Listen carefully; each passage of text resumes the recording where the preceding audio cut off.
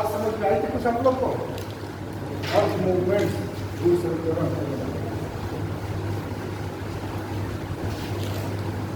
जितनी क्लासेस चलती हैं आप लोग जाके दोहराते हैं नहीं क्या कोई इलेक्ट्रिक हो जाते हैं?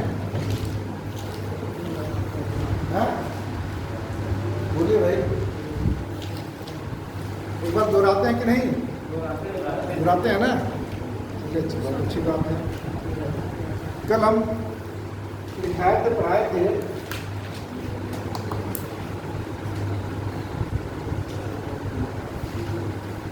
समृद्धि और विकास। ये अर्थ आप लोग समझ गए होंगे। ये शब्द लगभग सभी लोग कहते हैं, बचपन से बोलना शुरू करते हैं समृद्धि और विकास। विकास और समृद्धि उसका मतलब क्या होता है, कैसे होता है ना? तो एक तो आपका व्यक्तिगत तौर पर भी होता है, सामाजिक स्तर पर भी होता है, और सबसे महत्वपूर्ण चीज़ होता है क्या? आर्थिक। ठीक है ना? तो हम लोग भारतीय अर्थव्यवस्था के संदर्भ में आर्थिक समृद्धि और आर्थिक विकास को पढ़ाए हैं। तो समृद्धि कैसे होता है? किस आधार पर? जीडीपी, इसके अलावा और क्या है? नेशनल इनकम, उसके बाद पर कैपिटा इनकम। इन तीनों के आधार पर हम कहते हैं कि देश की अर्थव्यवस्था, इकोनॉमी का क्या हो रहा है? इकोनॉमी का वृद्धि हो रहा है। ठीक है, इकोनॉमी की वृद्धि तो हो रही है, इसके कई कारण हैं। जैसे जीडीपी में यानी उत्पादन में वृद्धि हो रही है। उत्पादन में वृद्धि कई कारणों से हो जाती है। जैसे अचानक अगर उत्पादन के द्वारा हो रहा है तो बहुत अच्छा है। अगर आपके क्षेत्र में क्या मिल जाए, जैसे आप मान लीजिए घर में हैं, घर आपका 1.5 सीढ़ है, बहुत ज़्यादा नहीं है, लेकिन पहले बहुत आपको मिल रहा है, और आपको ये पता चल जाए कि नहीं हमारे घर में कहीं खजाना गड़ा हुआ है, तो आपको क्या लगेगा? और संयोग से 1-8 किलो सोना मिल जाए तो आपकी समृद्धि क्या हो जाएगी? जहाँ कुछ नहीं था वहाँ की समृद्धि क्या होगी आपकी? मतलब नौकरी वाले और भी लोगों, बिजनेसमैन सबसे ऊपर हो जाएगी आपकी, है ना? बिना कुछ किए हुए। तो क्या समृद्धि तो हो जाएगी, लोगों को आय भी जनरेट हो जाएगी, लेकिन कैसे? आकस्मिक। लेकिन उत्पादन के थ्रू नहीं हुई, एक प्रोसेस के थ्रू नहीं हुआ। ठीक है ना? ये इनकम तो बढ़ गई, और इसके साथ ही साथ क्या हुआ कि प्रति व्यक्ति आय, जैसे परिवार में 10 लोग हैं तो 10 लोगों की आय क्या हो गई? बढ़ गई। लेकिन वो क्या हुई? मौद्रिक रूप में हुई। किस रूप में हुई? मौद्रिक रूप में, वास्तविक रूप में नहीं। और हमको आर्थिक समृद्धि में क्या चाहिए? वास्तविक वृद्धि चाहिए। ठीक है ना? ऐसे देश में, इंडिया में कहीं कोल माइन मिल जाए, कहीं कोल ब्लॉक मिल जाए, कहीं क्या मिल जाए? गैस के भंडार मिल जाए, है ना? तो इन सब से क्या होगा कि आपकी जीडीपी और उसका उत्पादन होता है और अचानक बढ़ जाता है, तो उससे समृद्धि को मापा जाता है, लेकिन मौद्रिक होता है, उसका वास्तविक नहीं होता है। मौद्रिक और वास्तविक दो चीज, दोनों वृद्धि होनी चाहिए। ठीक है ना? पहले मौद्रिक होगा, फिर उसका वास्तविक होगा, और वास्तविक होने में क्या होता है? समय लगता है। क्या लगता है आपको? समय लगता है। और हमको इसी रूप में देखते हैं। अब हम विकास की तरफ आते हैं। ठीक है? ये आपको इकोनॉमी में 2 चर होते हैं। क्या क्या चर होते हैं? एक आर्थिक और दूसरा गैर आर्थिक। क्या बोलते हैं उसको? अनार्थिक या गैर आर्थिक चर। तो ये जो आपके हैं, ये क्या हो गए? ये चर। ये तीनों क्या है आपके आर्थिक विकास के? चर। ठीक है ना? ये आर्थिक चर है। अब ये कहा जाता है कि समृद्धि की माप, ये तो समृद्धि हो गई आपकी, इनकम बढ़ गई। लेकिन अगर ये कहा जाए कि समृद्धि की माप का सर्वोत्तम तरीका क्या है, तो कौन सा होगा? वास्तविक प्रति व्यक्ति आय। ठीक है ना, इतना ध्यान रहेगा, बोलेंगे नहीं आपको। और समृद्धि की माप का सर्वोत्तम तरीका है, ठीक है ना। प्रति व्यक्ति आय कैसे निकालते हैं उसको?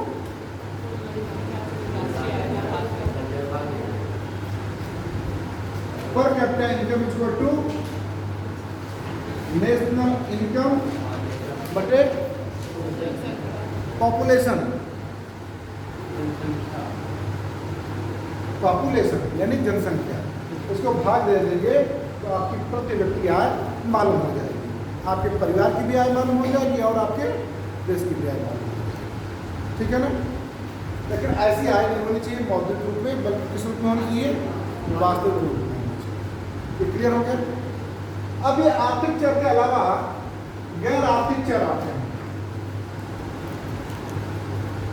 गैर आर्थिक चर, गैर आर्थिक चर में क्या आएगा? सबसे पहले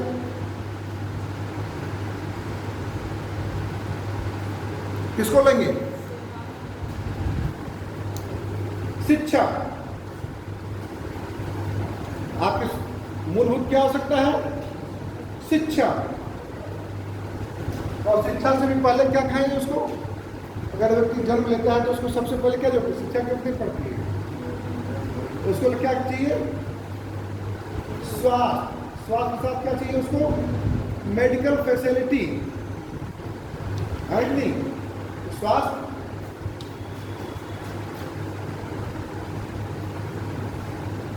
शिक्षा पहला हो गया। और उसके बाद क्या चाहिए आपको? स्वास्थ्य।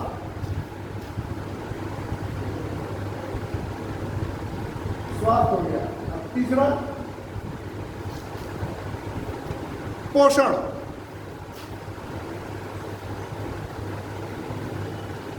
क्या चाहिए आपको?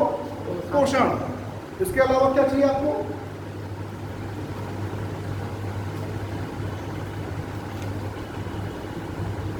बोलिए, सोचिए, दिमाग में बल दीजिए जब सोचने का। हाँ, आवास।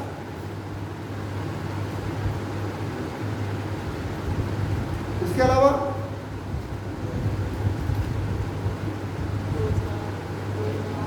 रोजगार चाहिए। बोलते जाइए आप लोग।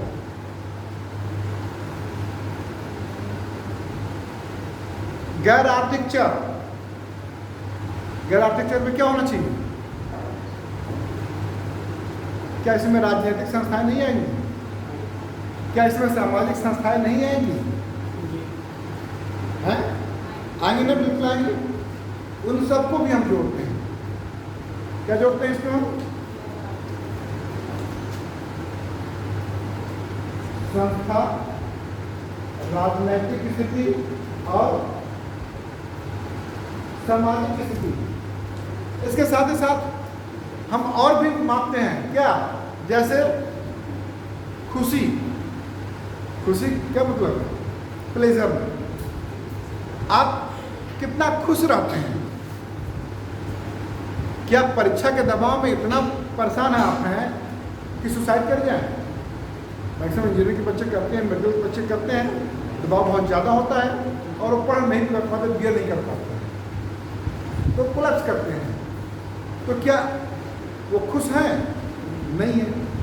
तो ये खुशी नहीं चाहिए।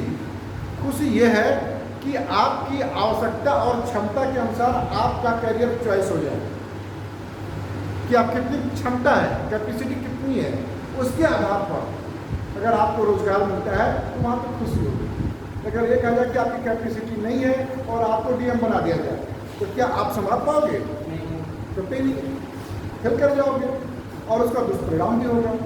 तो एक पारिवारिक व्यक्ति कितना खुश है, उसको जो बेसिक बुनियादी आवश्यकताएं मिल पा रही हैं और उसको मिलने के बाद वो खुश है या नहीं है, या कहीं ऐसा तो नहीं है कि पड़ोसी बगल वाला घर आपके घर पे कब्जा कर रहा हो या आपके खेत पर कब्जा कर रहा हो। ये भी तो है। यानी इसमें कह सकते हैं कानून व्यवस्था, ठीक है, ये भी इसमें शामिल होगा। तो सभी चर, ये कहेंगे गैर आर्थिक चर, ये जितने भी मालूम हो जाएंगे, इन सबको भी अगर जोड़ देते हैं, किसको, आर्थिक और गैर आर्थिक, इन सभी चरों के विकास को अगर हम देखते हैं तो हम कहते हैं क्या कि अर्थव्यवस्था में विकास हो रहा है या अर्थव्यवस्था विकास में है। और विकास के भी कई चरण हैं, अनेक अर्थशास्त्रियों ने अनेक चरणों को बताया, ठीक है। अब इसमें सबसे पहले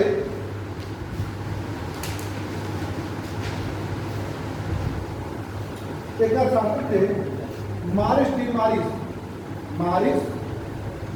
डी मारिस,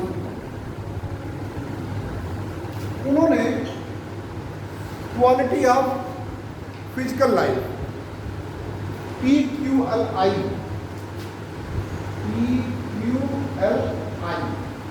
इसके आधार पर उन्होंने आर्थिक विकास की संकल्पना की। फिजिकल क्वालिटी लाइफ इंडेक्स सूचकांक, ठीक है ना। और इसमें उन्होंने 3 चर को रखा। पहला कौन सा चर था, जीवन प्रत्याशा। जीवन प्रत्याशा क्या मतलब है कि एक व्यक्ति की औसत आयु कितनी है, एक व्यक्ति की औसत आयु कितनी है, कब से, जन्म से लेकर, ठीक है ना, उसको क्या कहेंगे हम, जीवन प्रत्याशा। तो उन्होंने पहला पॉइंट रखा जीवन प्रत्याशा।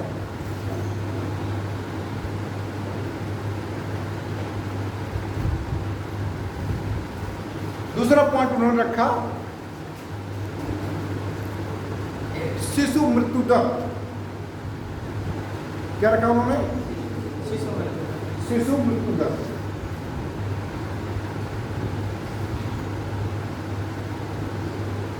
और तीसरा साक्षरता। ये 3 विधियों के द्वारा वो आर्थिक विकास की माप करते हैं।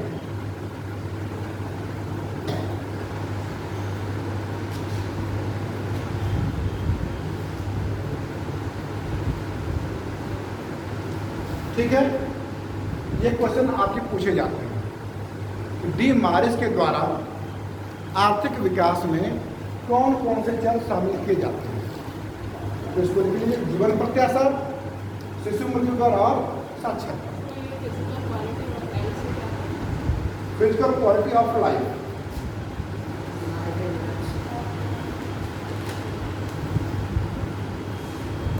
जीवन की भौतिक गुणवत्ता निर्देशांक, अगर हिंदी में उसको लिखो तो जीवन की भौतिक गुणवत्ता निर्देशांक या सूचकांक।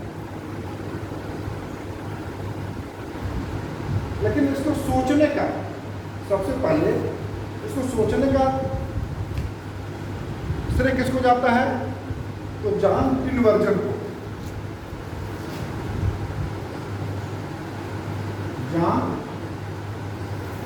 टिनवर्जन किस लिए, आर्थिक विकास के लिए PQLI के, इसके लिए PQLI।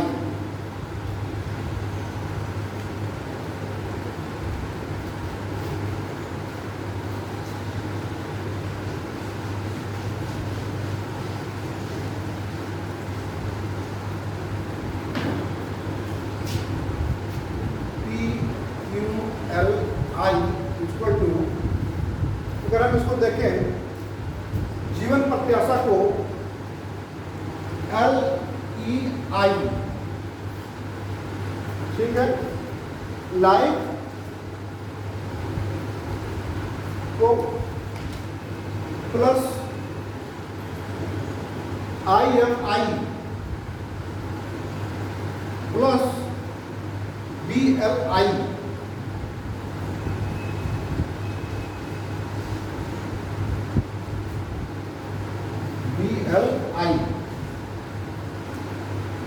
बटे कितना हो गया, 3।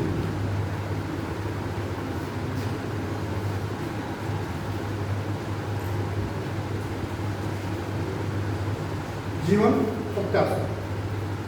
ठीक है, ये आपकी क्या है, जीवन प्रत्याशा, लाइफ एक्सपेक्टेंसी ऑफ इंडेक्स। दूसरा इमोर्टल मैटरनिटी ऑफ इंडेक्स, शिशु मृत्यु दर।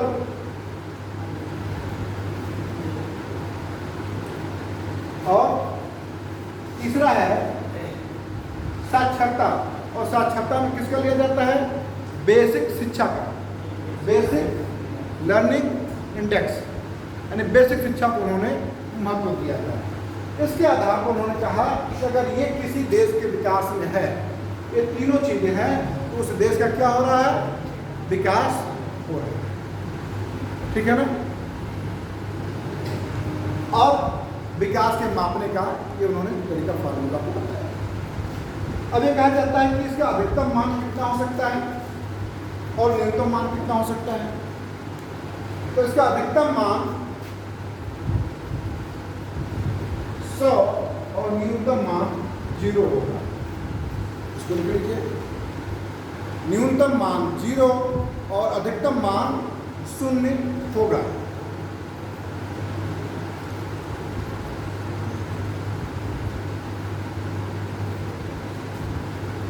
क्लियर है।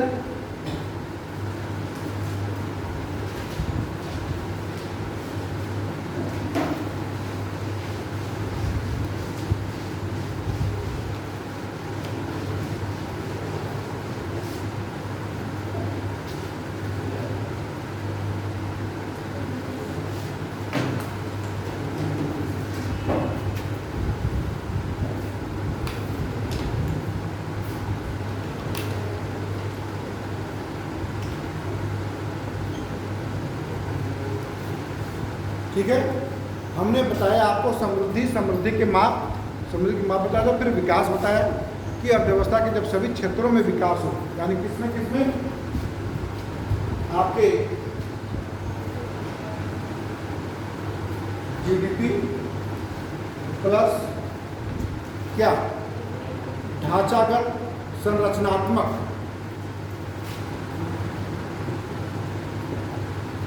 ढांचागत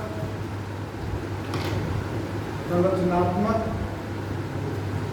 फिर उसके बाद गैर आर्थिक चर, गैर आर्थिक चर। अगर इन सबों में विकास होता है तो हम उसे क्या कहेंगे, आर्थिक विकास हो रहा है उस देश का। अब इसको विकास को मापने का तरीका क्या है, तो विकास को मापने के विविध तरीके होते हैं। वर्ल्ड बैंक अपने अलग तरह से मापता है, ठीक है, IMF अलग मापता है, और अलग अर्थशास्त्री बिल्कुल अलग अलग मापते हैं। ठीक है ना, क्लियर हो गया। अब इसमें कोई दिक्कत नहीं है। PQLI में, PQLI के 3 चर हो गए, LEI, IMI और BLI। ठीक है, 60 में। ठीक है, अब उसके बाद दूसरा भी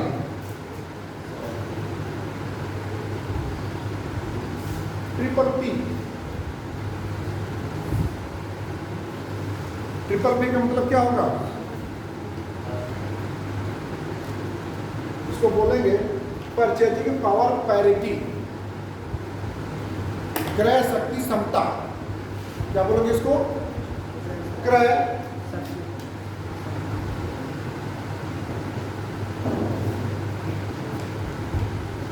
शक्ति समता। इसका प्रयोग कहाँ होता है, इसका प्रयोग किया गया विनिमय दर के लिए।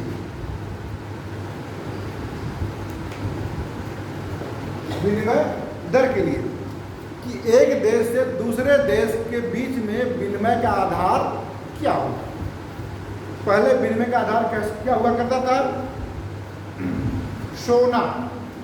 पहले तो सीधे वस्तुओं से ही होता था, लेकिन उससे दिक्कतें आती थी।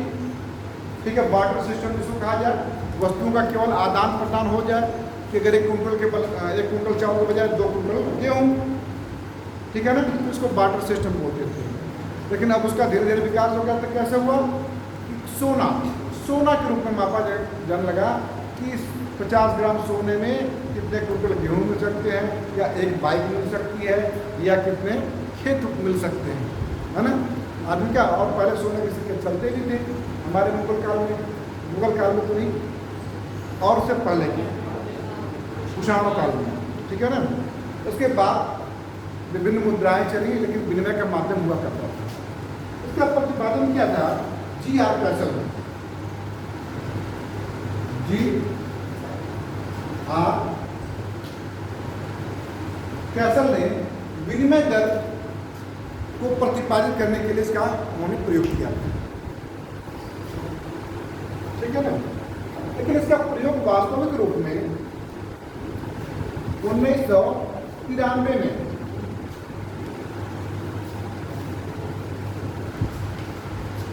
IMF ने किया। IMF क्या है, इंटरनेशनल मॉनेटरी फंड, अंतर्राष्ट्रीय मुद्रा कोष। इसने इस सिद्धांत को लोगों के या जीवन के रहन सहन के स्तर में प्रयोग किया। क्या किया, जीवन के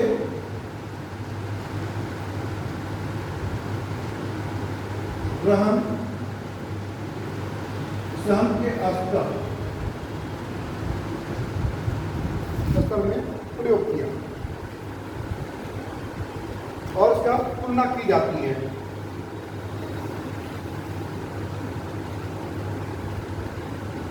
क्लियर हो रहा है, विनिमय दर समझ में आ रहा है आपको, कि जैसे एक्स वस्तु है, उसकी कीमत भारत में क्या होगी और अमेरिका में क्या होगी।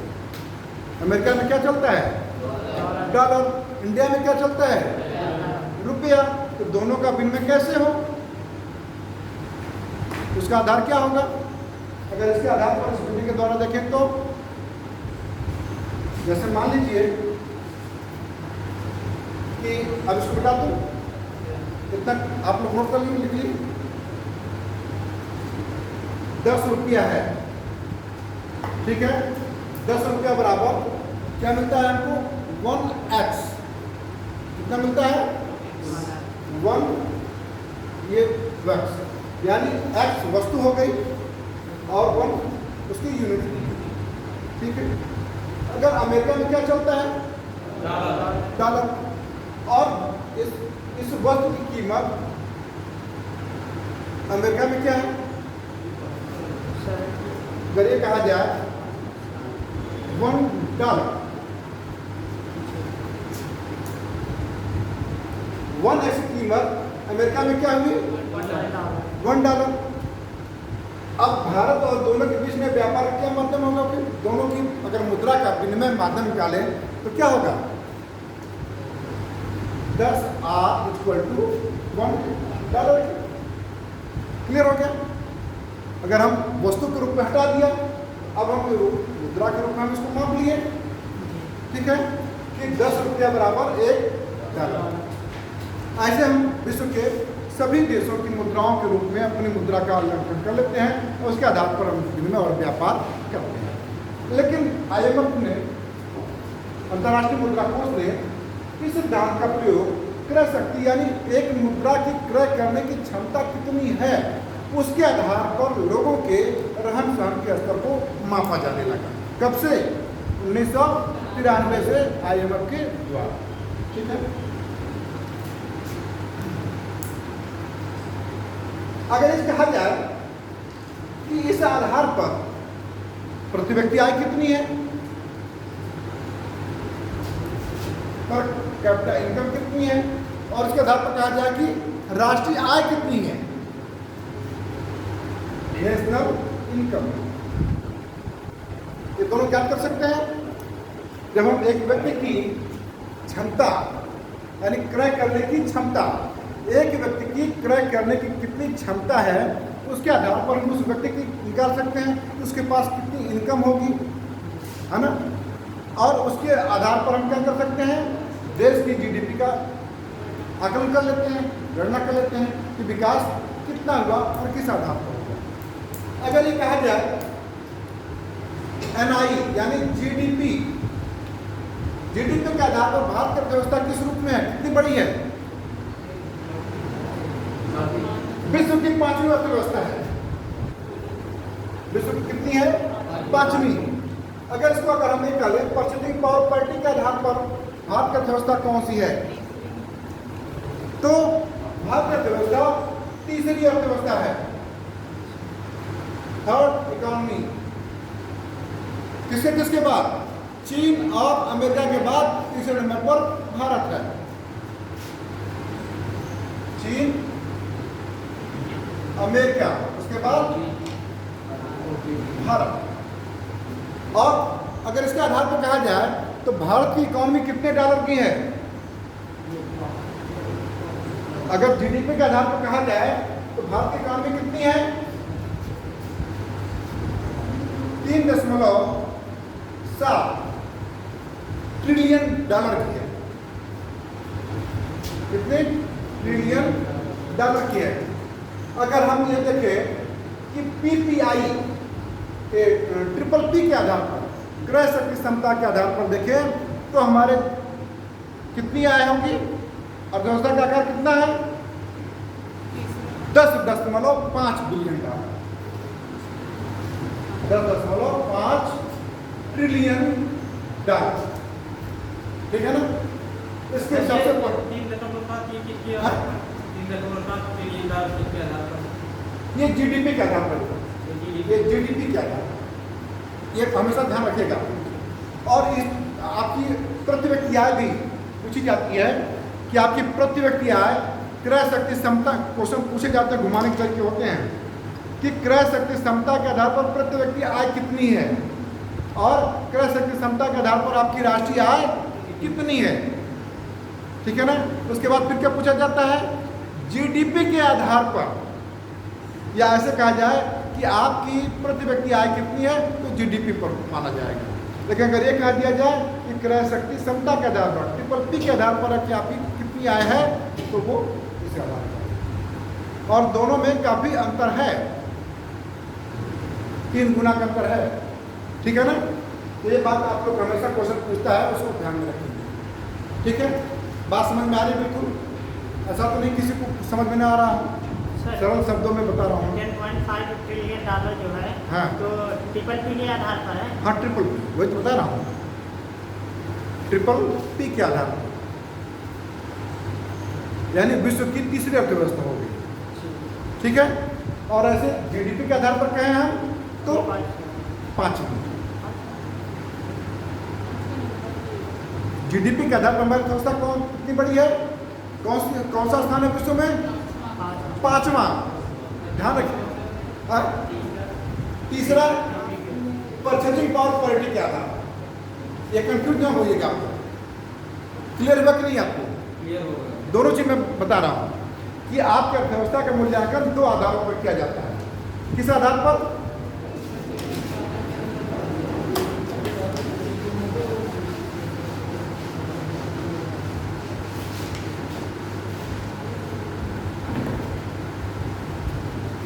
जीडीपी और ट्रिपल,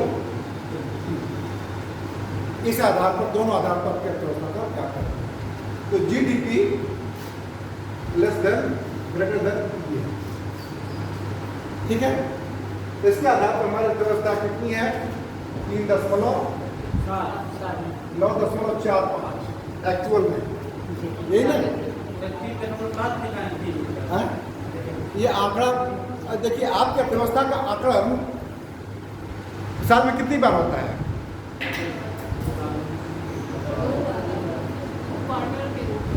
क्वार्टर के रूप में, तो कितनी बार हो गया, 4 बार।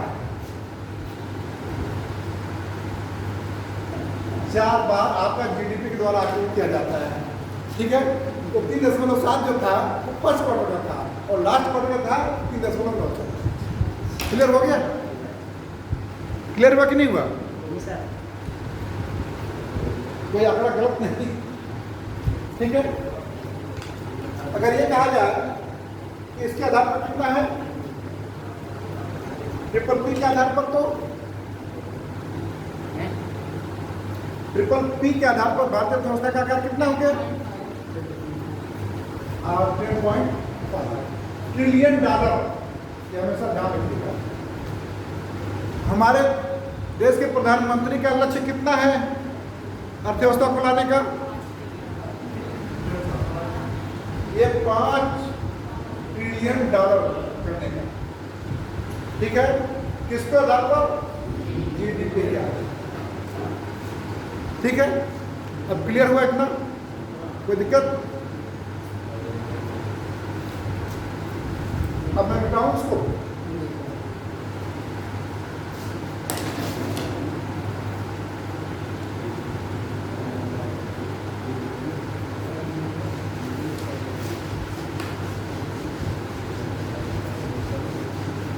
आपने आर्थिक विकास के 2 विधियों का अध्ययन किया। इसमें कहीं कोई क्वेश्चन जिसको ना समझ में आया हो?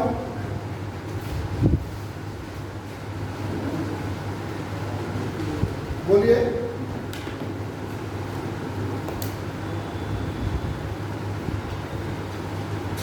एक और चीज थी,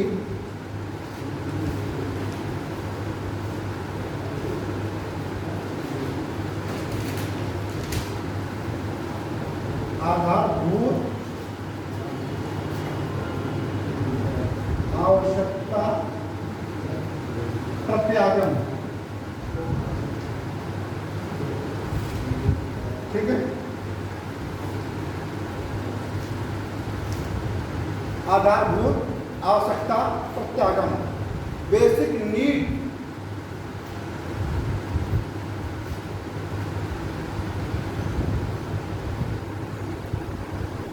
बेसिक नीड अप्रोच।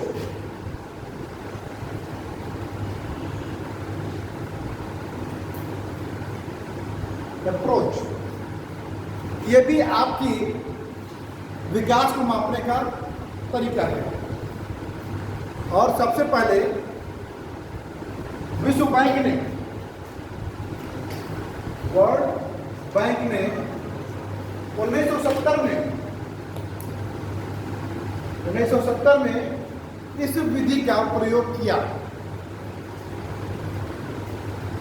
ठीक है, आधारभूत आवश्यकता प्रत्यागम को विकास के संदर्भ में 1970 में विश्व बैंक ने मापने का प्रयास किया। आधारभूत आवश्यकता प्रत्यागम से क्या अभिप्राय है? Basic need. आपकी बेसिक नीड क्या है? सबसे पहले सामान्य रूप में क्या कहा जाता है? रोटी, कपड़ा और मकान। रोटी, कपड़ा, मकान के स्थान पर और क्या कर दिया जाए? शिक्षा कर दीजिए। ठीक है, कपड़ा के स्थान पर आदमी, कपड़ा तो पहनता ही है, चाहे बिल्कुल गरीब तब भी कपड़ा पहनता है। उसके स्थान पर मूलभूत आवश्यकता क्या है उसकी? शिक्षा। ठीक है ना, इस आधार पर कहें। अच्छा, उसके अलावा और क्या बेसिक नीड है उसकी? स्वच्छ जल, पीने का स्वच्छ पानी। उसके बाद क्या है? स्वास्थ्य। उसके पास आने जाने के लिए क्या होना चाहिए? साधन, यानी ट्रांसपोर्ट। उसके बाद कम्युनिकेशन के लिए क्या होना चाहिए? Telephone, mobile. तो ये क्या है? आपके बेसिक नीड है। ये क्या है? आपके बेसिक नीड है। एक व्यक्ति को गरीब नहीं कहा जा सकता है। भारतीय अर्थव्यवस्था में एक व्यक्ति को गरीब मापने के पहले शुरुआत में पंचवर्षीय योजना में कहा गया था कि जिस व्यक्ति को ग्रामीण क्षेत्रों में 2400 कैलोरी प्राप्त होती है उसको गरीबी की रेखा से नीचे नहीं मानेंगे, यानी गरीबी रेखा से ऊपर मानेंगे। और उससे कम मिलता है तो उसको गरीब मानेंगे। और शहरी क्षेत्रों में 2100। क्यों? क्योंकि शहर के लोग काम थोड़ा कम करते हैं और गांव के लोग काम थोड़ा ज़्यादा करते हैं। अगर इसी को हम विश्व स्तर पर देखें तो अमेरिका में कितना होता है? 3200 कैलोरी। कितना होगा? 3200 कैलोरी। तो उनमें उसमें भोजन में क्या होगा कि सब कैलोरी, यानी सब खनिज लवण होंगे, कैल्शियम होगा, यानी संतुलित भोजन होगा। ठीक है ना। और कई चीज़ का प्रयोग करते हैं, वो मीट मांस का भी प्रयोग करते हैं, अंडा का भी प्रयोग करते हैं, लेकिन सामान्यतः हम आप नहीं कर पाते हैं उतना, है ना। इसलिए उनके काम करने की क्षमता ज़्यादा होती है। ठीक है ना। तो इस आधार पर भी हम क्या मानते हैं कि उस देश का आर्थिक विकास हुआ है या नहीं। IMF ने किसको अपनाया? ट्रिपल P को। और इसने क्या अपनाया? BNA को, यानी बेसिक नीड अप्रोच को। ठीक है ना। क्लियर हो गया। और इसके आधार पर इसके पहले अर्थशास्त्री कौन थे? मारिस डिमारिस। ठीक है। इन्होंने 3 बात कही, क्या? जीवन प्रत्याशा, शिशु मृत्यु दर और साक्षरता, ये 3 चीज़ें। तो 3 प्रत्यागम आपके विकास के मापने के हुए। ठीक है। इसके अलावा और भी आगे हम बताते हैं। क्लियर है? कोई डाउट किसी को? यस, बात इतना समझ में आ रही हो?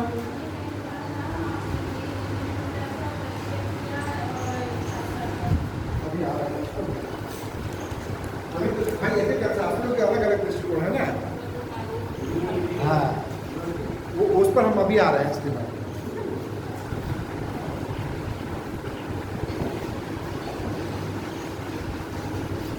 वो मानव विकास सूचकांक, उसमें से शिशु मृत्यु दर को घटा दीजिए और क्या जोड़ दीजिए?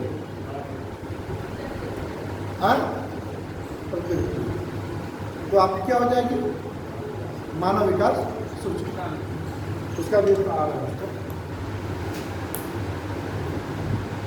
इसके बाद है निवल आर्थिक कल्याण, चौथा पॉइंट है निवल आर्थिक कल्याण।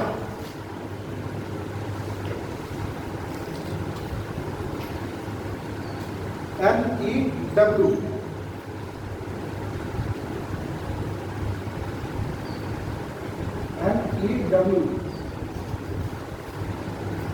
Net economic welfare. निबल यानी नेट आर्थिक इकोनॉमिक कल्याण वेलफेयर। इसका प्रतिपादन विलियम नोरधा तथा जेम्स टोबिन ने किया। किसने किया? इसमें विलियम नोरधास तथा टोबिन। ठीक है।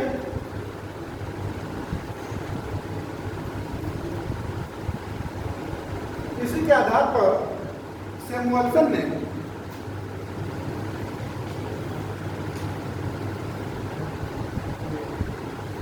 भी एक थ्योरी बताई, measure of economic welfare.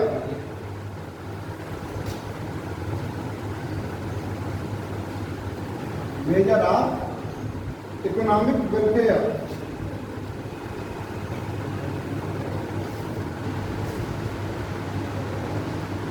Economic welfare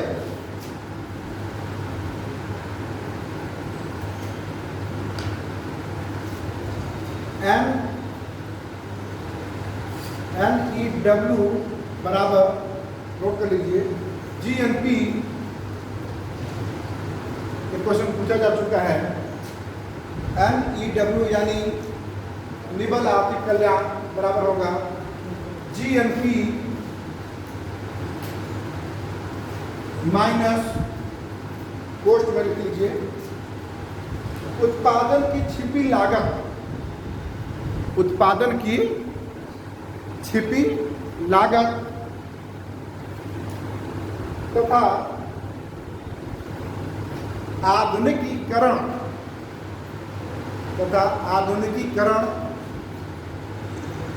की हानियां। आधुनिकीकरण की हानियां यानी नुकसान, प्लस अवकाश तथा गृहिणियों की सेवाएं, गृहिणियों की सेवाएं। दूसरे लिख लीजिए NEW बराबर GNP माइनस उत्पादन की छिपी लागत तथा आधुनिकीकरण की हानियां तथा अवकाश तथा गृहिणियों की सेवा। ठीक है, हाँ? बस। ये 4 कारण हो गए। इसमें पानी गिराना पड़ेगा क्या?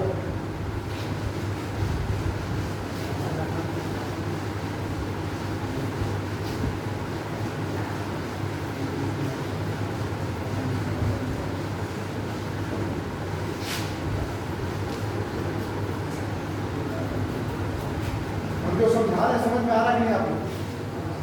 हैं? जो बिल्कुल ग्राम से नहीं पढ़ा होगा उसको भी समझ में आ रहा होगा, और जो पढ़े होंगे तो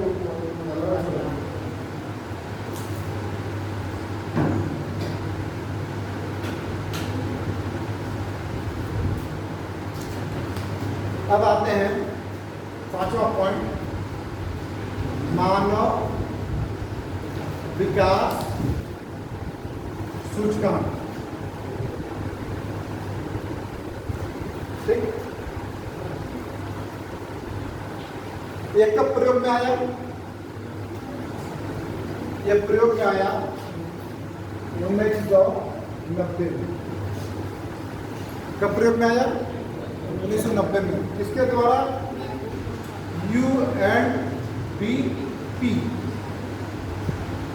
UNDP ने इसका प्रयोग किया।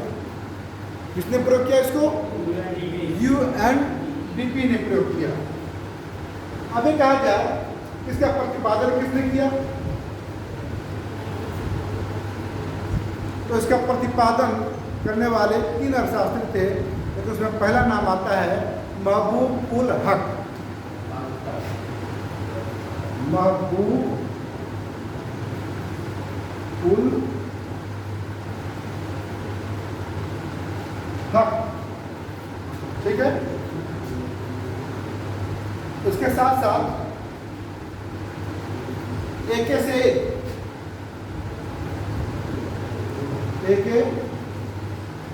सेन और तीसरा है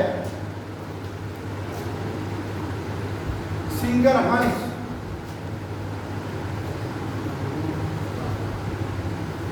ये सिंगर हंस, ये तीनों लोगों का पैनल था। लेकिन नाम से कहा जाता है, कभी कभी एग्जाम में आपको पूछ लिया जाता है कि महबूब उल हक का नाम गायब कर दिया जाता है। हर बच्चे के दिमाग में महबूब उल हक रटा रहता है। उसने क्या कर दिया? एक सेन और सिंगर हंस को डाल दिया और कह दिया कि आप मिलाइए इसमें से। तो आप कहेंगे मैंने तो महबूब उल हक पढ़ा था, एक सेन और सिंगर को तो मैं नहीं जानता था। अब वो कह दें कि ए या बी या दोनों या इसमें से कोई नहीं, तो मैक्सिमम विद्यार्थी क्या करेंगे? इसमें से कोई नहीं। ठीक है ना? तो ये आप हमेशा एग्जाम में ध्यान रखिएगा। इसलिए मैंने तीनों लिखा दिया है। पहला नाम किसका आता है? महबूब उल हक का। ये तीनों अर्थशास्त्री एक साथ एक मेज पर बैठ करके UNDP में काम कर रहे थे। ठीक है ना? तो उसके परिणाम स्वरूप उन्होंने इस विधि को निकाला कि मनुष्य के विकास में या आर्थिक विकास में के बिंदु क्या है? वो है मनुष्य। इसका होना क्या, किसका विकास होना चाहिए? बिल्डिंग मकान का नहीं, खेत बाड़ी का नहीं, आधुनिक सुविधाओं का भी तो है, लेकिन सबसे महत्वपूर्ण किसका है? मानव, मनुष्य का विकास कितना हुआ। ठीक है ना? सब कुछ तो हो गया, आधार को संरचना है, लेकिन फिर भी हम आदिम समाज में रहते हैं, रूढ़िवादियों में रहते हैं। कितना हमारा विकास हुआ? हमारा विकास बिल्कुल ही नहीं हुआ। ठीक है, ये क्या कहते हैं मानव के विकास में? कैपेबिलिटी। इसका मुख्य क्या है? कैपेबिलिटी का विस्तार। मानव विकास क्या कहता है? आपकी कैपेबिलिटी कितनी है, इनलार्जमेंट हैं? कैपेबिलिटीज के विस्तार से संबंधित हो। मानव विकास क्या है? कैपेबिलिटी के विस्तार से। ठीक है, इसके 3 चर हैं। साक्षरता दर,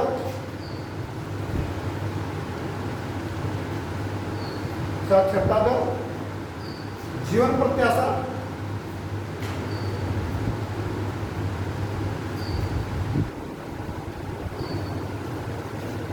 और तीसरा है आय का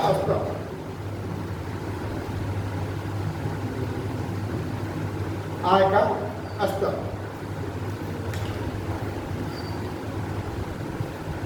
ये क्लियर हो गया आप लोगों को? इसमें कौन कौन से चर हैं? जीवन प्रत्याशा, आय का स्तर और साक्षरता। अगर ये 3 चीजें आपको मिल रही हैं या सर्वसुलभ है तो एक मनुष्य का, मानव का विकास हो रहा है। ठीक है ना, किया जा सकता है। अगर किसी व्यक्ति को इन तीनों चीजों से महरूम कर दीजिए तो क्या स्थिति बनेगी उसकी? जानवर की तरह से हो जाएगा, क्योंकि उसके पास कोई यही आय ही नहीं है, कुछ खरीद नहीं सकता है। जीवन प्रत्याशा भी क्या है? बिल्कुल क्षीण हो जाएगी। और साक्षरता नहीं है, बिल्कुल ही अज्ञान है। कहा जाता है ना, ये कहावत है, क्या कहावत? बिना ज्ञान के आदमी निरक्षर क्या है? जानवर के बराबर है। ठीक है, अब आते हैं HDI इसको बोलते हैं। HDI उसके मापने का तरीका 1/3 नोट कर लीजिए। LEI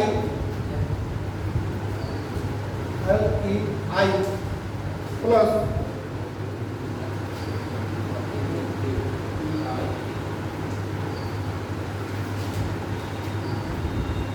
BLI plus GDP GNP या GDP निर्देशांक। ठीक है,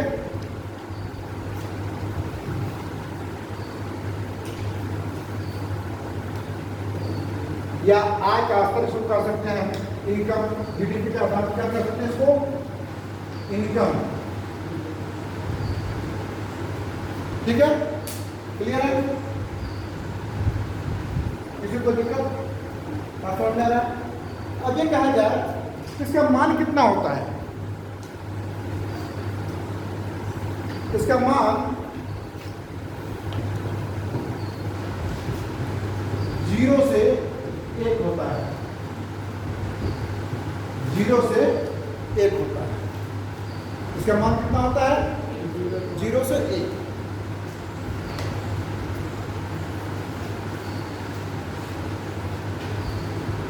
अब ये कहा जाए कि विश्व के विकास में या मानव विकास सूचकांक की सूची में कितने देश हैं? 189 देश। 189 देश में क्या करता है? मानव विकास सूचकांक की सूची तैयार किया जाता है। किसके द्वारा? UNDP के द्वारा। अगर ये कहा जाए कि भारत का स्थान इसमें कितना है? 189 देशों में भारत का स्थान कितना है? बताइए। और कितना है? 129वां। 129वां स्थान है। ठीक है, इसी में अगर हम देख रहे हैं कि पहला स्थान किसका है? नॉर्वे लिख लीजिए। दूसरा स्थान किसका है? स्विट्जरलैंड।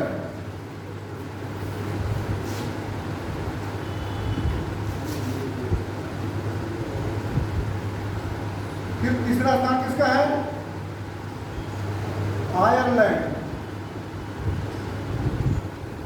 फिर उसके बाद चौथा जर्मनी। पांचवा किसका है? हांगकांग।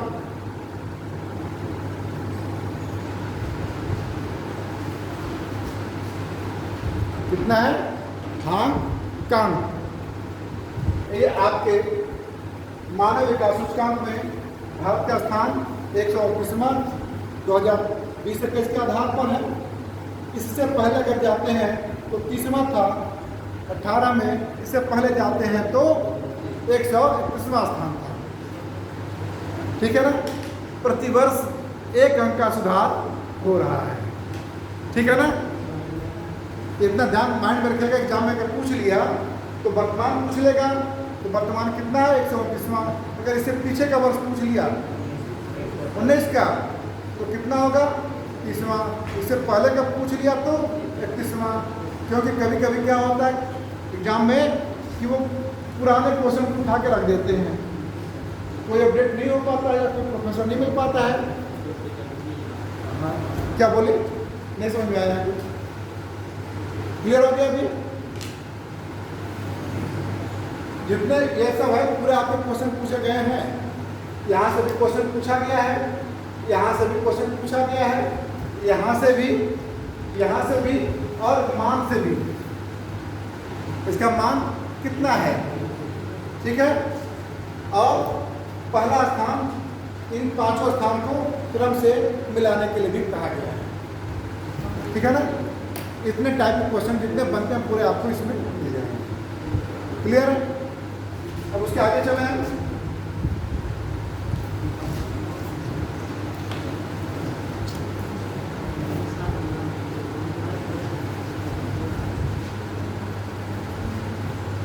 ये तो और खराब हो गया। पानी जल्दी जाती है।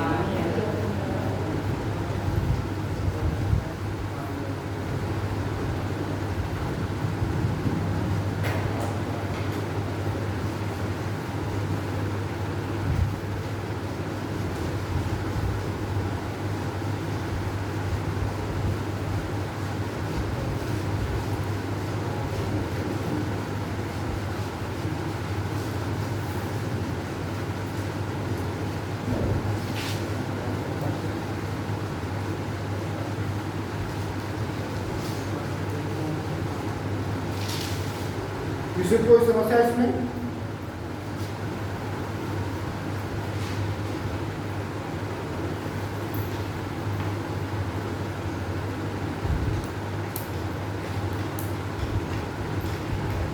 कभी कभी आपको सूत्र के रूप में भी पूछ लिया जाता है HDI बराबर इंडेक्स। आई का मतलब इंडेक्स। इंडेक्स में क्या है? Live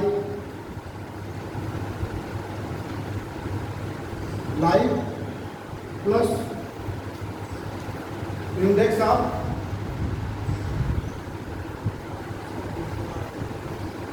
education plus index of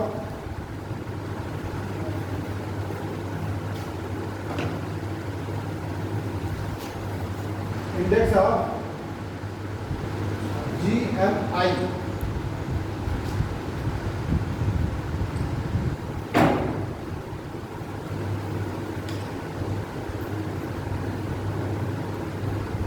ठीक है? क्लियर है?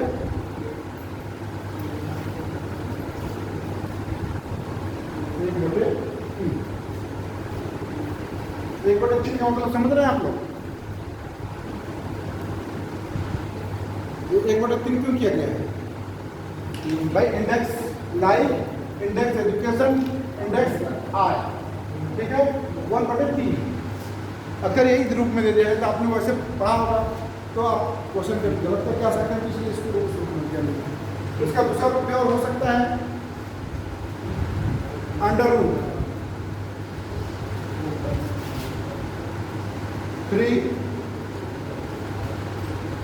Index of live plus index of education plus index of GMI। Clear है? अगर इस रूप में भी अगर पूछा जाए कि आमसन में, तो आप इसको याद कर लीजिएगा, इस तरह से भी पूछा जा सकता है। इसी के आधार पर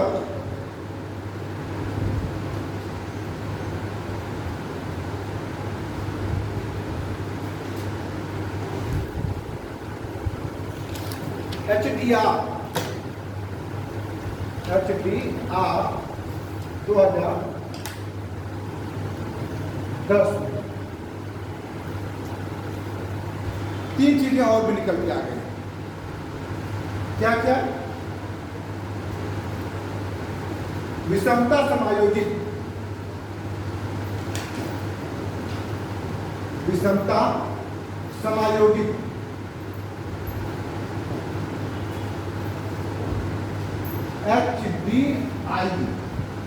HDI पहले SDI किस पर रुक गया हम लोग ने, लेकिन 2010 में क्या हो गया? विषमता समायोजित HDI।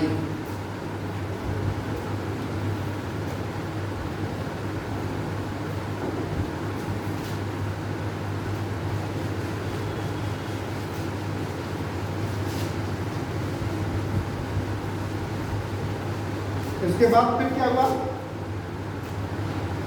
दूसरा लैंगिक विषमता सूचकांक, विषमता सूचकांक।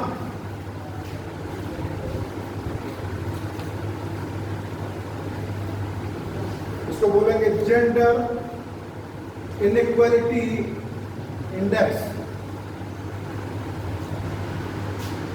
उसके बाद तीसरा है बहुआयामी गरीबी सूचकांक, बहुआयामी गरीबी सूचकांक।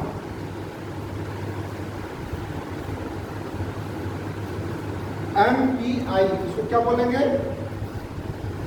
MPI।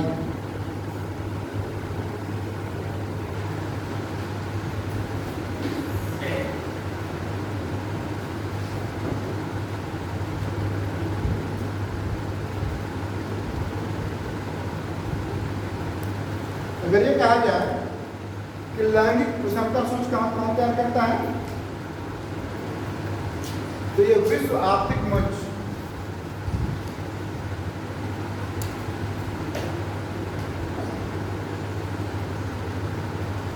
विश्व आर्थिक मंच है?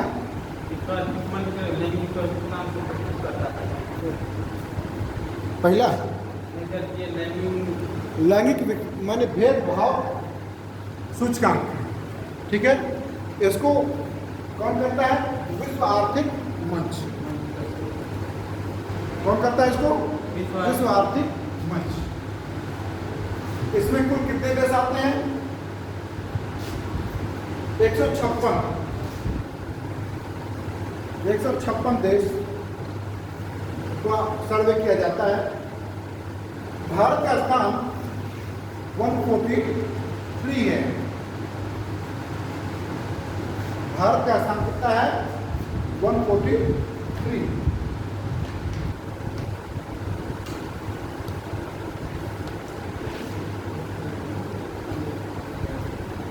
पहले स्थान पर कौन है इसमें? आइसलैंड।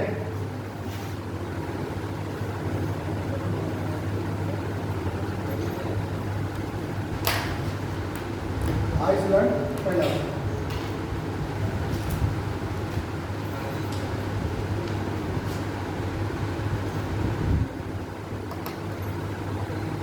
अब ये कहा जाए कि गरीबी सूचकांक कौन मापता है?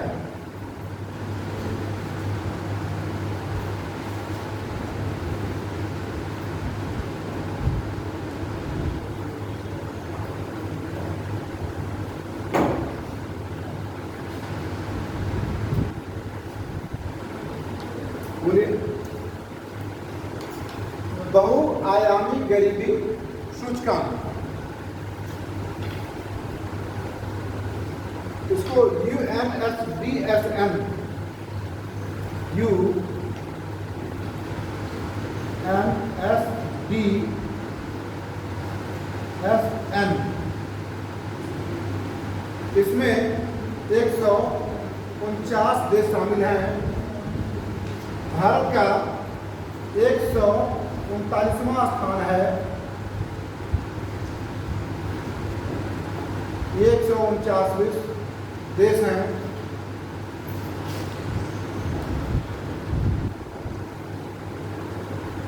इसमें लिख लीजिए, पहला स्थान है फिनलैंड का, फिनलैंड। दूसरा स्थान आइसलैंड। तीसरा स्थान डेनमार्क। चौथा स्विट्जरलैंड। पांचवा है नीदरलैंड।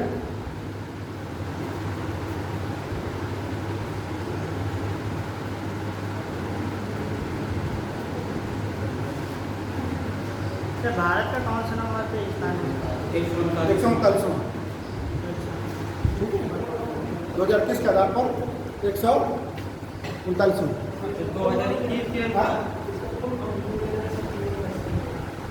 यूनाइटेड नेशन की ही संस्था है, उसने किया है। ठीक है, UNDP का ही। ठीक है ना।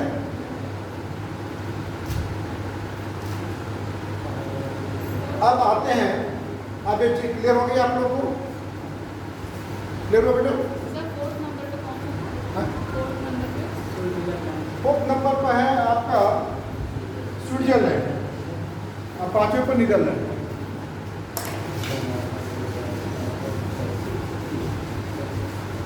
अभी टाइम तो है ना? हाँ अभी है ना जी। तो आपको भूख बहुत जल्दी लग जाती है, इसलिए आज मेरे को टाइम से खिलाया।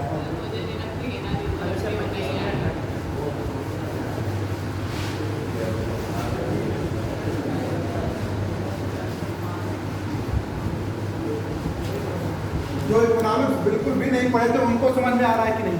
जी जो बिल्कुल अरसर पढ़े ही नहीं, आ रहा है कि नहीं आ रहा है? जी सर। और उसके बाद है छठा पॉइंट, आर्थिक विकास के मापने का है। क्या हो सकता है वो? खुशहाली सूचकांक।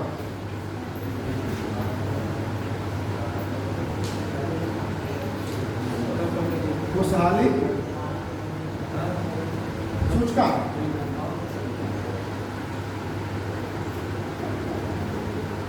ये कहाँ से आया? कौन इसको करता है? इसको इसका ओरिजिन देश है भूटान।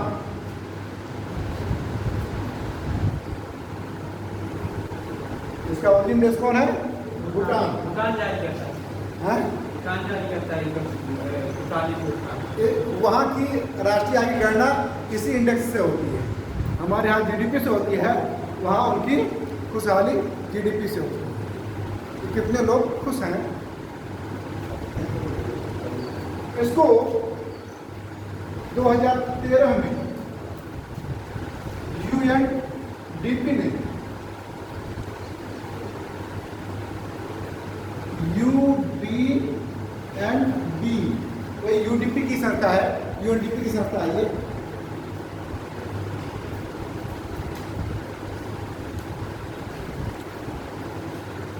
और ये 1970 से इसको अपनाया हुआ है भूटान। जब से अपनाया हुआ है? 1970 से। और इसी को विश्व के स्तर पर नापने के लिए 2013 में UNDNB ने अपनाया। इसमें कुल 156 देश हैं। 156।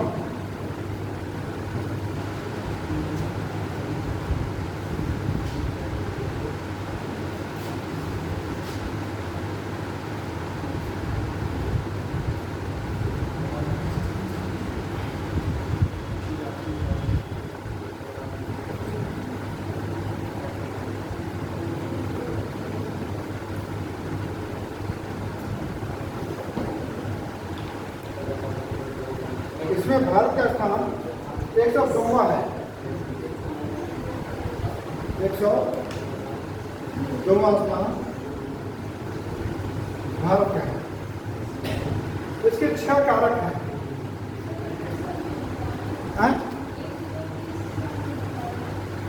लेटेस्ट 2020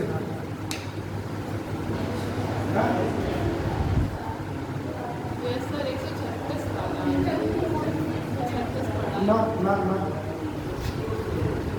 सर 2030 में लिखा था इसमें। हाँ 2022 में होगा।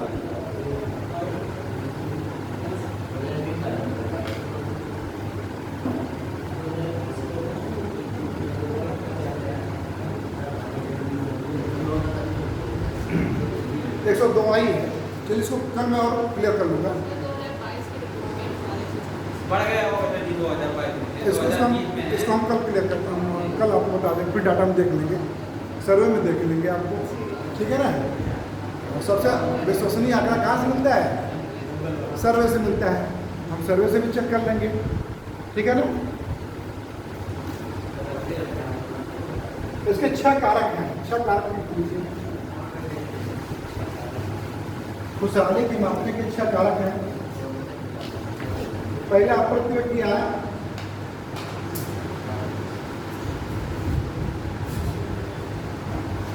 दूसरा है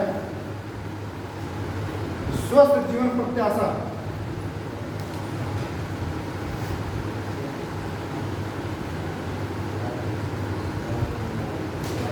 स्वस्थ जीवन प्रत्याशा। तीसरा कोई जिसके ऊपर भरोसा किया जा सके, कोई जिसके ऊपर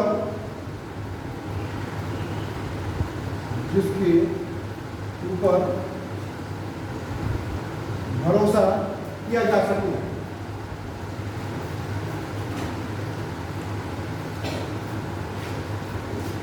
someone to count on, यानी कोई ऐसा व्यक्ति आपके पास होना चाहिए जिस पर कि आप आंख मूंद के विश्वास कर सकते हैं, चाहे वो देश हो, समाज हो, संस्था हो, है ना, जिस पर आप वो करते हैं। फिर अगला चौथा पॉइंट, जीवन संबंधी चुनावों की स्वतंत्रता। जीवन संबंधी चुनावों की स्वतंत्रता।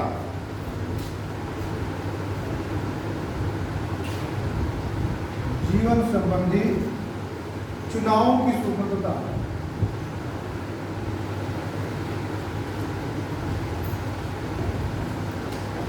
इसका क्या मतलब है?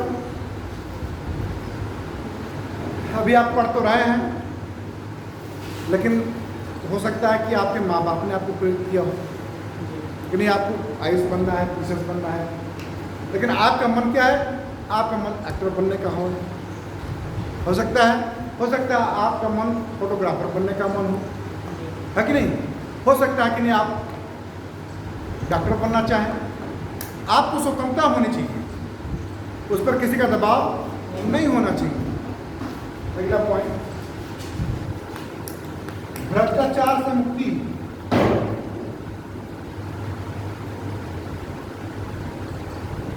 भ्रष्टाचार से मुक्ति। और 6वां पॉइंट है उदारता।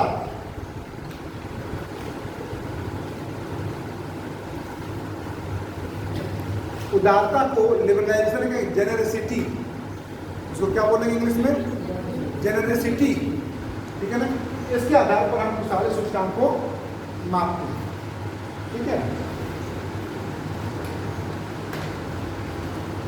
इसके बाद लास्ट पॉइंट है आपका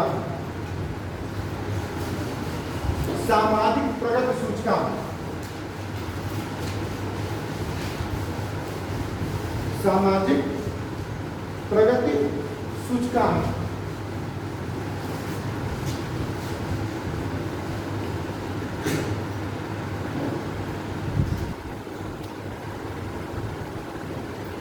सामाजिक प्रगति सूचकांक।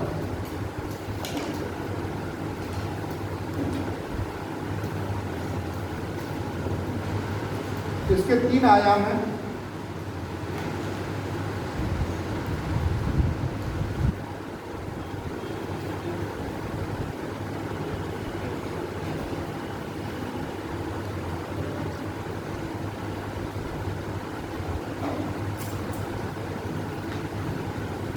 ठीक है,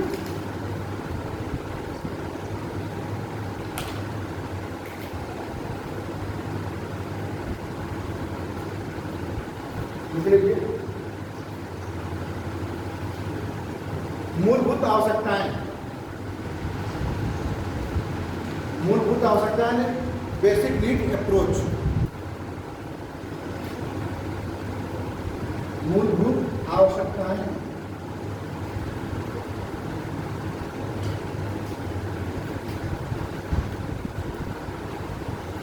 दूसरा है जीवन निर्वाह,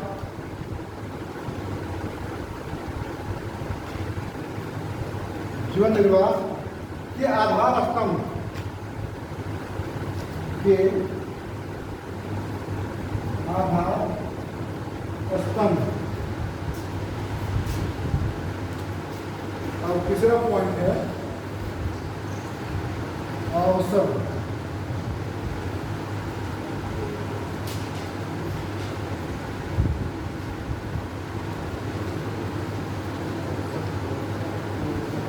ठीक है,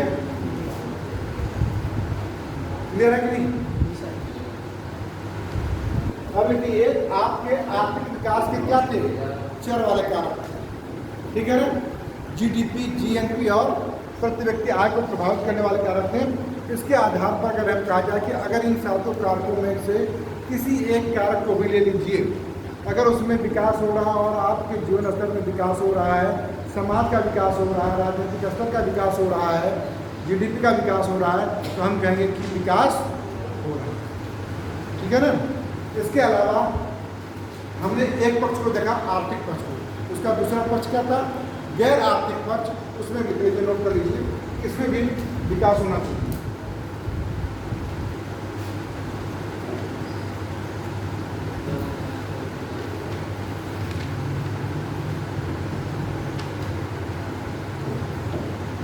राजनीतिक स्वतंत्रता पहला, आर्थिक कारक में राजनीतिक स्वतंत्रता,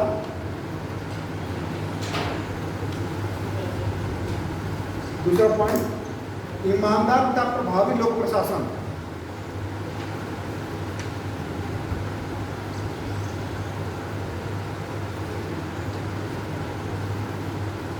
दूसरा क्या है? दूसरा नंबर ईमानदार तथा प्रभावी लोक प्रशासन।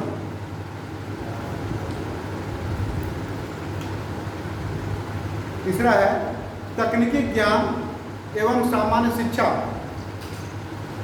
तकनीकी ज्ञान एवं सामान्य शिक्षा।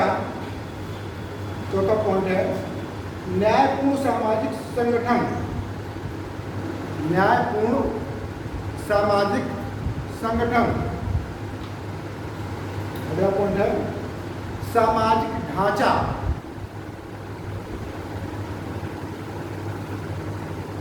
अगला पॉइंट है विकास के लिए आकांक्षा।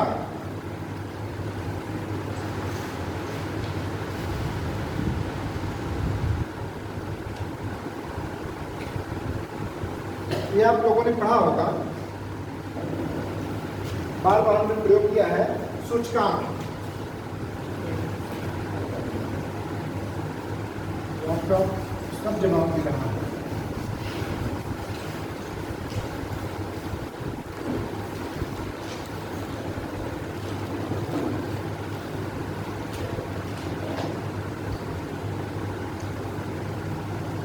सूचकांक ये मैक्सिमम प्रयोग किया गया है आपके द्वारा, ठीक है ना? सूचकांक है क्या?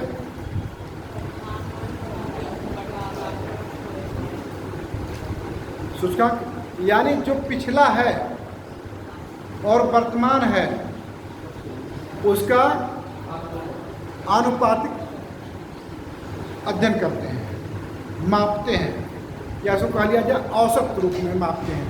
जिसको कहा लिया जाए मीन, मीडियन, मोड, है ना? एक औसत। जैसे इस क्लास में कितने बच्चे हैं? अगर इसका सूचकांक निकाला जाए, आज कितने बच्चे हैं यहाँ पे? 18, 17। कल कितने थे? 50। इसका सूचकांक आप बताइए।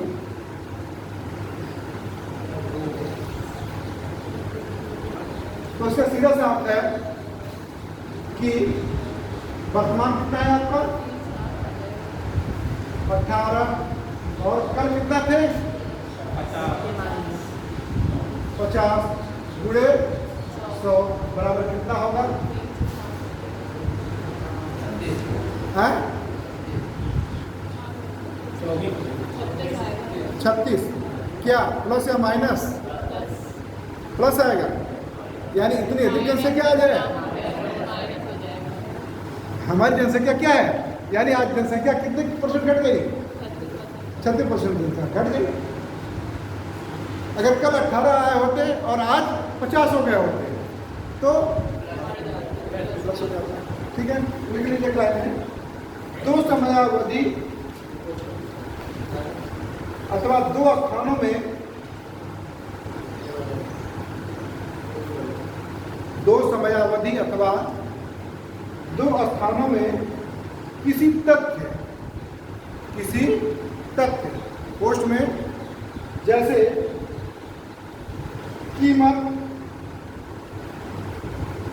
कामा, मात्रा,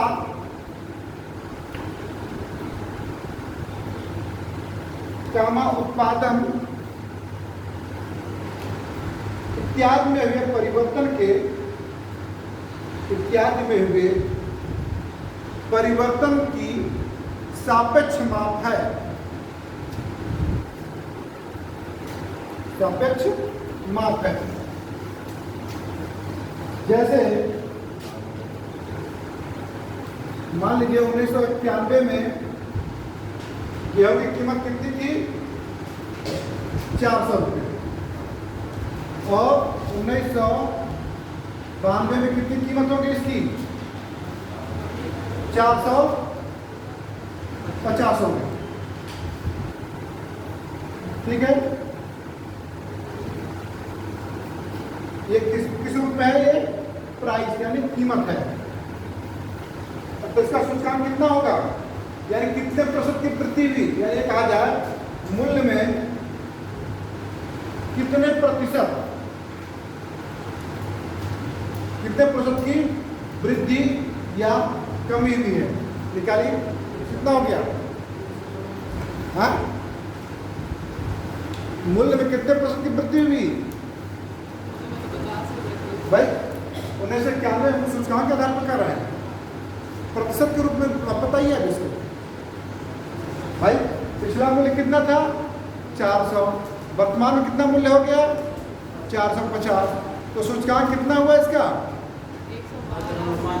हाँ,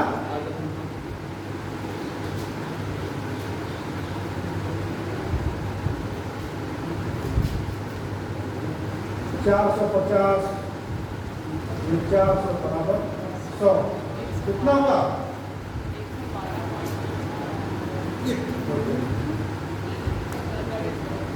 कितना हुआ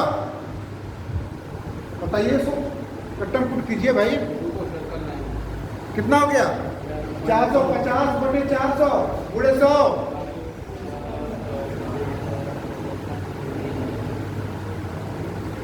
सिंपल सा है पूरा।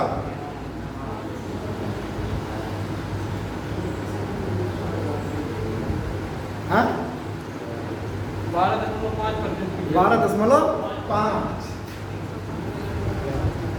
प्रतिशत की क्या हुई? मूल्य में वृद्धि हुई है। ठीक है, आप ऐसे कहें 50 रुपये, लेकिन मूल्य में कहा जाए कितने प्रतिशत वृद्धि हुई? तो 12.5। अब ये कहा जाए कि मूल्य सूचकांक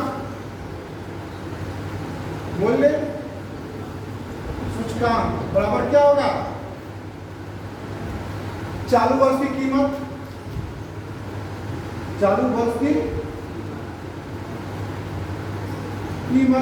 बटे आधार वर्ष की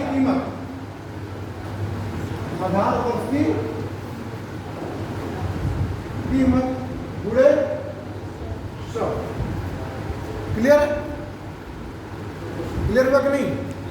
सूचकांक का सबसे अच्छा तरीका ये है। अब इसी सूत्र को आप चाहे किसी मात्रा में लगा लीजिए, चाहे प्राइस में निकाल लीजिए, चाहे किसी भी कहीं भी लगाइए, आपका बेस्ट सूत्र जो होता है सूचकांक का यही होता है कि वर्तमान यानी चालू वर्ष का मात्रा प्लस आधार वर्ष की मात्रा गुणे 100, तो आपको मालूम हो जाएगा। अगर हम जीएनपी को भी अगर ऐसे मालूम करें तो वर्तमान जीएनपी आधार वर्ष की जीएनपी गुणे 100। ठीक है बेटा, बात समझ में आ रही कि नहीं?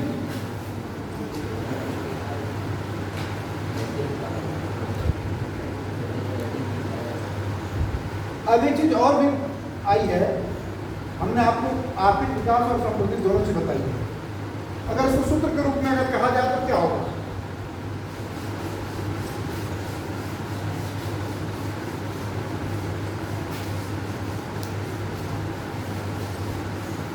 समृद्धि दर, जवाब दे रहा है।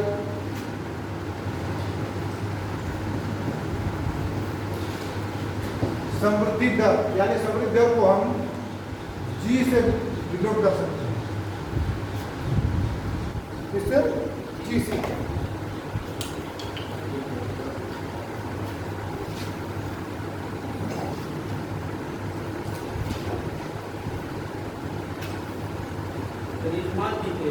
हाँ, इस्तेमाल भी कर लीजिए, बड़ी चीज कर लीजिए, कोई दिक्कत नहीं।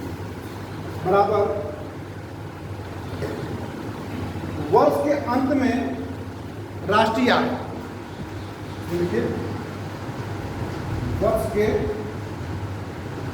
अंत में, आप तीनों जवाब दे गई।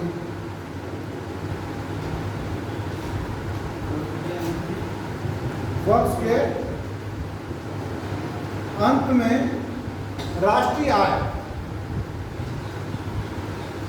राष्ट्रीय आय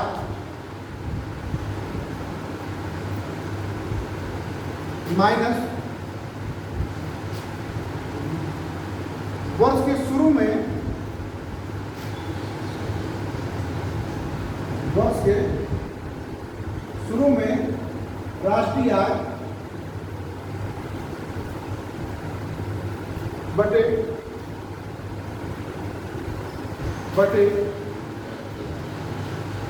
वर्ष की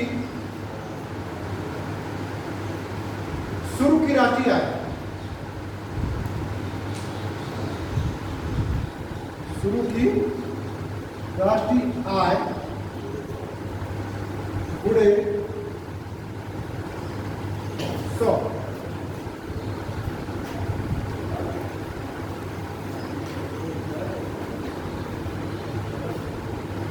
जैसे मान लीजिए वर्ष के अंत में आपकी राशि आय कितनी थी? 11 अंत में, ठीक है। और प्रारंभ में कितनी थी? 10 बटे प्रारंभ में कितनी थी? 10 गुणे 100 बराबर कितना हुआ? यानी आपकी जीडीपी में कितनी वृद्धि हुई? 10%। 10% की आपकी क्या हुई? समृद्धि दर यानी वृद्धि दर। ये सिंपल फार्मूला है आपको लगाने का।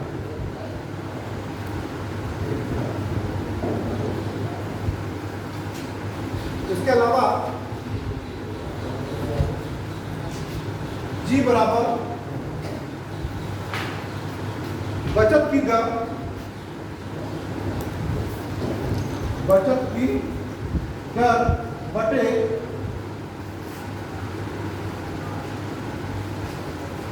वर्धमान पूंजी उत्पाद अनुपात, वर्धमान पूंजी उत्पाद अनुपात।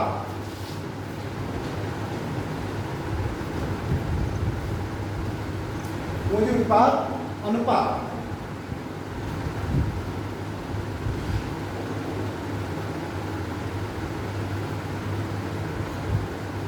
क्लियर है?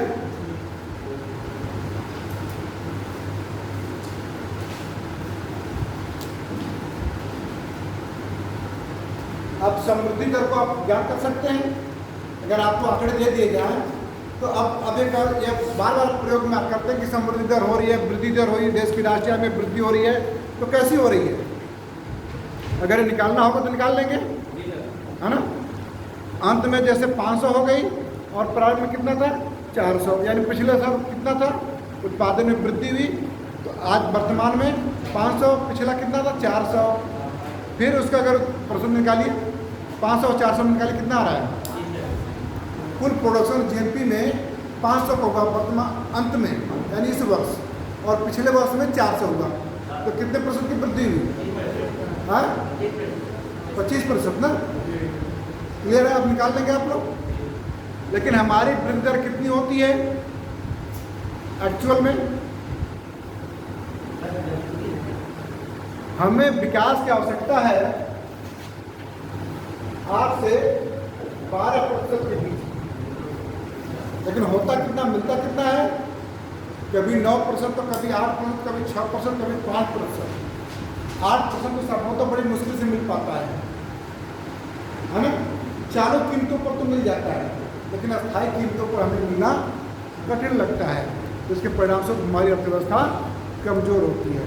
हमारे विकास के लिए क्या चाहिए?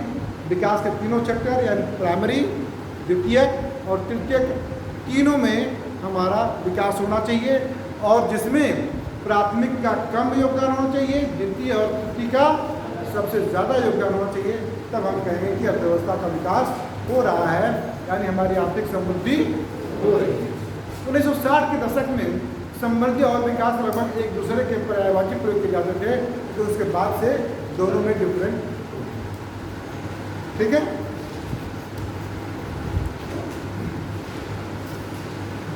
ये वृद्धि दर, बचत दर समझ रहे हैं आप लोग?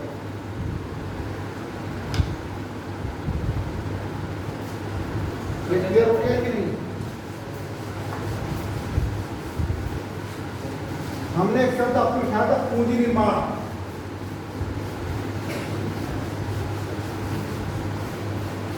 क्या लिखा था मैंने? पूंजी निर्माण। किसी देश का विकास किस पर आधारित होता है? पूंजी निर्माण पर। पूंजी निर्माण कैसे होता है? मान लीजिए आपकी आय कितनी है? 1000, तो क्या 1000 पूरा का पूरा खर्च कर देते हैं? कितना खर्च कर सकते हैं? 800 कर सकते हैं। 800 बचा कितना? 200। तो ये 200 कहाँ जाता है? बचत खाते में। तो कहाँ जाएगा? बचत में। और बचत का मतलब क्या हो गया? बैंक क्या करेगा इसको? क्या केवल रखेगा अपने पास? क्या करेगा इसको? इसको सीधे निवेश करेगा। क्या करेगा इसको? निवेश करेगा। और जब निवेश में वृद्धि होगी तो पूंजी निर्माण में वृद्धि होगी। पूंजी निर्माण का मतलब क्या? देश के जीएनपी में कैपिटल गुड्स, यानी पूंजीगत वस्तुओं का उत्पादन हो, मशीनरी का उत्पादन हो, आधारभूत व्यवस्था का निर्माण हो, ढांचागत व्यवस्था का निर्माण हो, तब हम कहते हैं कि पूंजी निर्माण हो रहा है। क्लियर है इतना? हम इसको कल बताएंगे, इसको बताने फिर अच्छा अगला टाइम हम ठीक है, क्योंकि उसके समय तो बहुत फिर बताने लगे तो एक चीज़ पूरा उत्पादन डिटेल हो जाएगा। बांध लिया आप लोगों ने? भी पूरी बात भी खत्म नहीं हुई। टाइम हो गया? चलिए ठीक है, हो गया। तो एक सूत्र और मैं देना चाह रहा था चलते चलते, तो चलो उसको भी जब वर्तमान बताएंगे पूरा तब, क्योंकि उसको समझाने में 5-10 मिनट का टाइम लग जाएगा। कैसी रही क्लास आप